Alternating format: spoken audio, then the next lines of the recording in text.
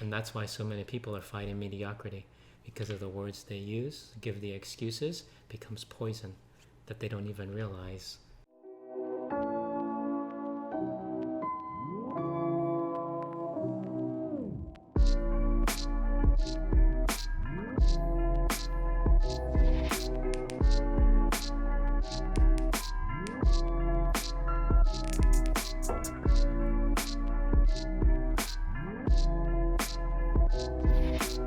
Hi everybody, welcome to another episode of The Human Blueprint. I'm here with Herman and Bernard, and on this episode we want to talk about the words that you use and how important it is that you choose the right ones. So, are there words that you feel that you use that you should not be using? Sometimes I still catch myself using try. Okay. Me too. Me too. So, I mean, some of the people who don't realize the words that they use, they don't understand that words are actually supposed to be tools. But when you use the ones that are not conducive for growth as a tool, then it becomes a weapon. Not necessarily a weapon to hurt somebody else, but hurts you. So some of the words that we use have to be switched and changed so they stop hurting us. See, even though I consciously know not to use certain words, it's somehow still there, still appears, and I have to catch myself to switch it. Mm-hmm. So what are some of the good practices of... Well, let's go over the words first. Okay, so that's one. I know that. So you know one of them? Mm-hmm. You said it. Let's try. Hope. And? Can't. Yes. Do you know why those three are very poisonous? They limit you. What else? Put you in a box. They steal your dreams. Even hope. Oh yeah. What happens when you have a hope and you put it out there and say you hope you're going to be someone famous, or you hope you're going to have X amount of money, or you hope you're going to find this type of wife or husband, and it doesn't happen? What happens? Yeah, I guess when you're hoping, you're not really committing. You're not really thinking that you're going to get it. It's more of like playing lottery. Mm-hmm. See, the way you're supposed to do it is you have to become it first, so that you can find that match, that pair for relationships. But a lot of people, they don't want to do the work. So they just think, yeah, you look good, so yeah, you'll be mine. Doesn't work that way. I guess like hope is also like when you pray for something, when you think that, okay, I'm just going to get this just by pretty much not doing anything, but just like putting it out there. Yeah. So do you know some people that use those words and have that psyche? For sure. I think what's interesting though is even though you're hoping and it's kind of like a Hail Mary, you're just throwing it up there and hoping that you catch it, you still get upset if it doesn't happen. Mm-hmm. So you're not expecting it to happen, you're not putting in the work to make it happen, but yet you still get upset if it doesn't happen. So I think there's a disconnect there. It's like in school, you hope to get perfect grades, but you never show up for class, you never do your homework, and you suck at tests. You hope you're going to get into that college, or you hope you're going to get those grades, or get that job that you wanted. Is that similar to like wishing? Of course.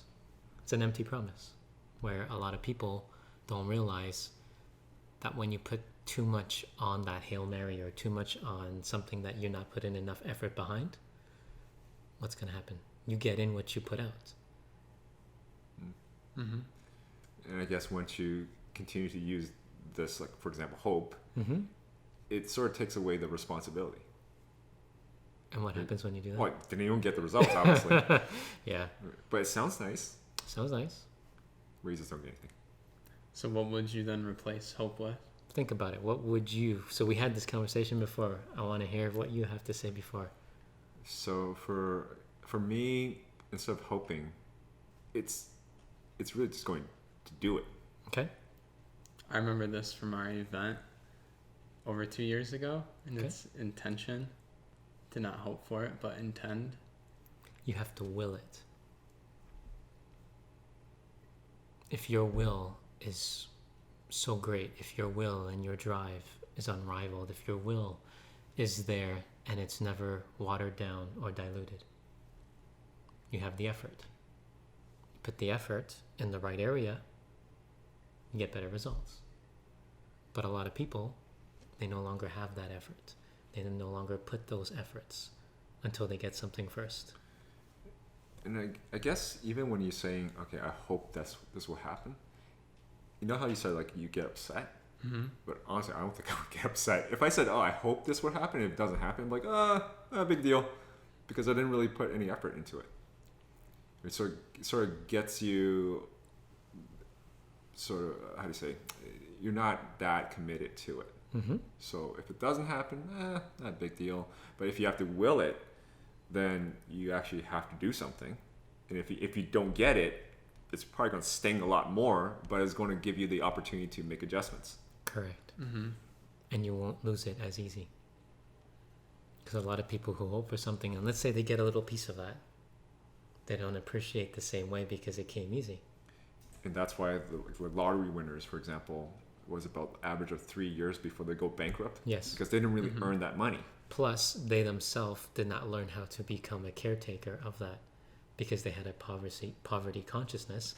They were used to just fill in the holes. So buy something, let's fill that hole. Buy something, fill this hole, without realizing that internally you had to fix what was wrong first, so that when you use that capital, you can use it to invest, use it to grow, use it to expand. I don't think they were investing. Why? Because that's boring, right? Yes. And it's the most boring things that are not flashy enough that people turn their backs on. But it's true, though. So I have friends who are great investors, and I have friends who no way they're going to invest. And investment is boring because you don't see the returns immediately. It's especially long-term investments. You actually have to put things away and leave it. And trust. Exactly, trust it. And so I have friends who blew out, like, honestly, they made so much money, they just blew it. They went bankrupt afterwards. And that's exactly what happened. Instead of just saying, hey, you know what, I'm going to put it away and just leave it there, they just spent everything. See, that was hoping that maybe Yes. that something better will come along while we continue to waste it. That's what happened. Right? That's exactly what happened. They just kept on hoping. But if they willed it, then you would have willed something into a investment. And when you pass on, what's it called? When you pass something to somebody as a surviving person? Inheritance? Or A will. Will. Huh. Interesting. So we have to learn to use that same will while we're alive, but do something with it. Put that effort. And that's something that a lot of people don't learn, is a lot of things in life think you can learn or be taught. One thing that most people will never learn is the effort cannot be taught. You can't literally grab this person and say, go eat, go do this job, despite that he hates eating whatever was on the plate or he does not want to work. Effort has to be internal. So you have to figure out what it is that's holding you back from tapping into that. And that's why when we raise children, we never want to spoil them too early, because you never want them to lose that hunger. Is that why most people hire a trainer in the gym? Because they need somebody to tell them what to do? Yes, but also maybe they don't know the right positioning or the right form. So they have to learn that first. Gotcha. Because a lot of people saw a gentleman who's on arm press, who's doing it completely wrong, and ended up hurting the entire... Because he just thought you should just pull it without keeping it straight and doing it. It was just like, oh, pull as much as I possibly can, and the body was in every direction. That's not how you do it, right? There's a specific form you have to follow. Okay. Right? So that's why no hope. Okay. No hope. No hope. No No hope, try. will. Why Okay. no try? Trying, again, another commitment where if you try to do something, like, I'm going to speak for myself. If I try to do something, it's almost like I'm going halfway. Like, I'm just going to try to do it. I'm not actually going to do it. So it gives me a way out. Yeah. I think for me, when I use the word try, it's like justifying if I don't get the end result that I'm looking for. It's like justifying my failure, my inability to make something happen. It's like, oh, I tried it. Okay. And they say, what, you get A for effort? Like, that's one of the things that we were taught. It's like, hey, that was you get A for effort. But I don't think I put that much effort in. I'm trying. Mm-hmm. And that's why you never want to mask or lie to yourself when you put your effort. You have to learn how to gauge what your bottom is to what your ceiling is. And then you always want to figure out, can you push the ceiling just a little bit more? Can you give just a little bit more without sacrificing your health? Yeah, I usually use it when I'm like, feeling lazy. It's like, oh yeah, I'll try to get to it. Right. But instead, what word would you use to replace it with? I will. Attempt. Attempt. It's like in basketball when they say FGA means field goals attempted. Yes. Right? They don't say field goals tried. Right? So you have to make sure that you put the attempt, your best effort every single time, to make sure that you're always going to try, not to use the word try, attempt, focused intent.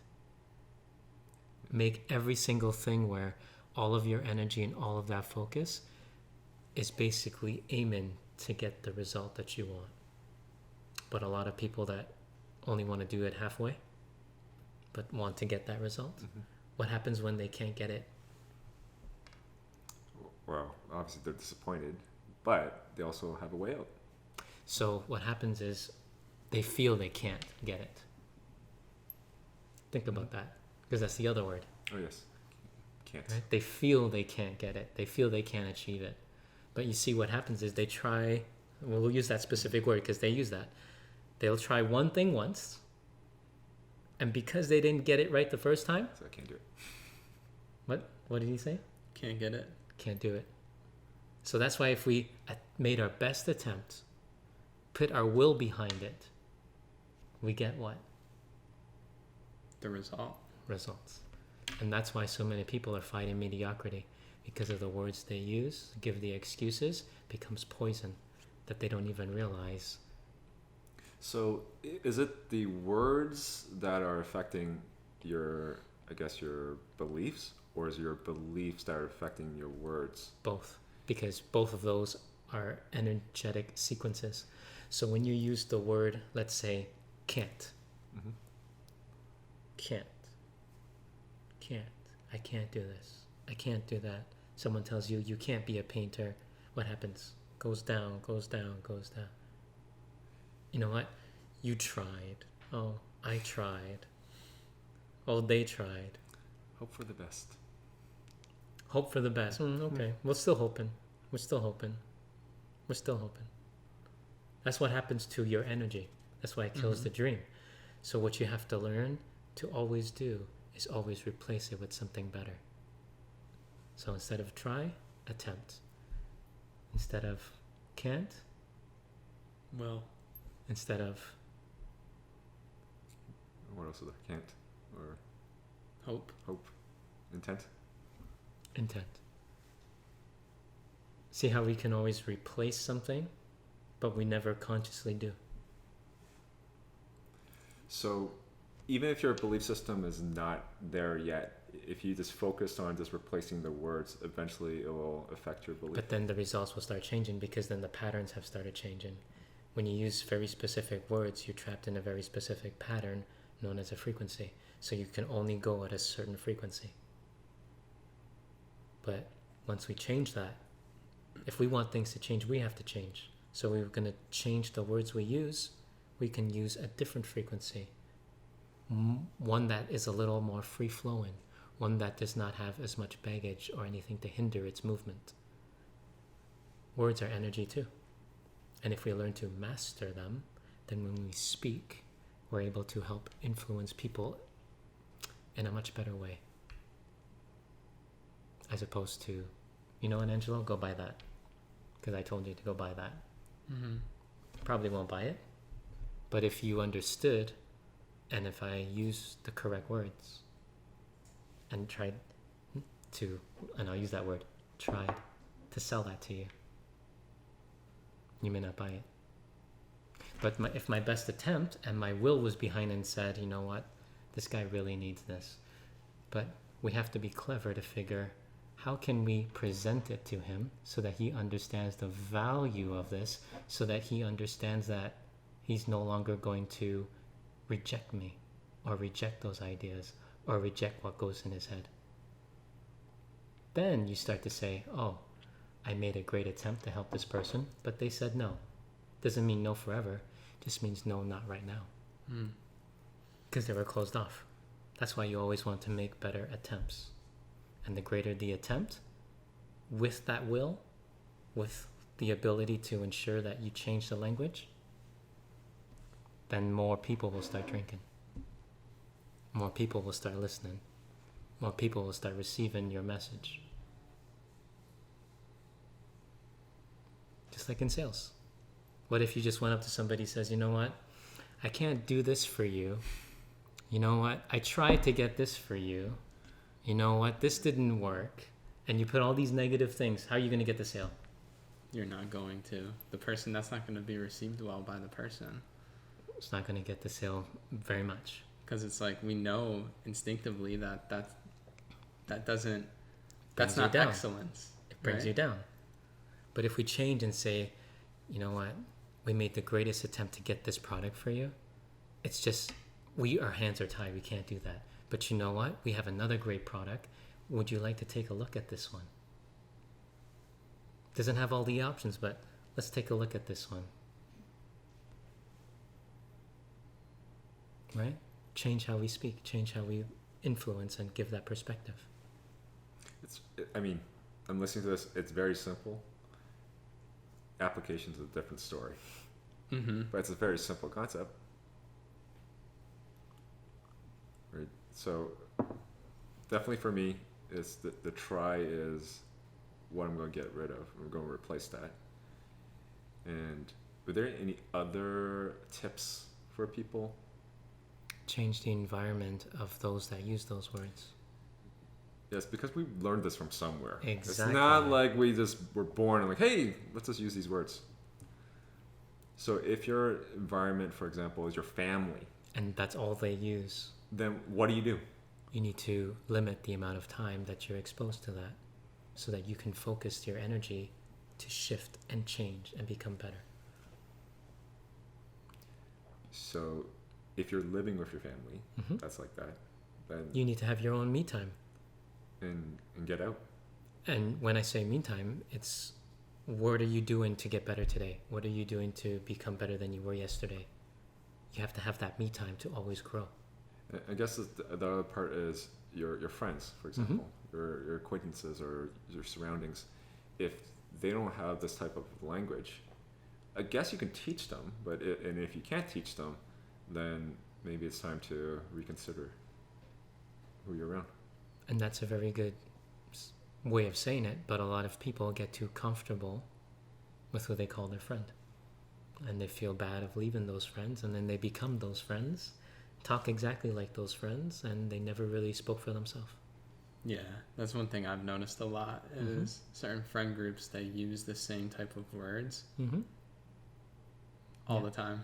Exactly. Like they have the same vocabulary. You want to change that. You want to get better. It's true though. They generally, the people that are associated with all have the exact, well, not exact, but very similar patterns. Right? There's a comfort in those patterns, so you can at least, I don't know, guess they feel connection or something. So I guess we can stick out a little bit. Definitely. And make some changes. Replace it with something better. I will. But will you? Let us know in the comments. Yeah, let's keep talking in the comments and let us know, do you use these words? And if so, do you think it's powerful to make that change and shift? And let us know if that helps you. Thanks for listening. Just be sure to like and subscribe so you can get updated for all the other episodes. And we'll see you on the next one.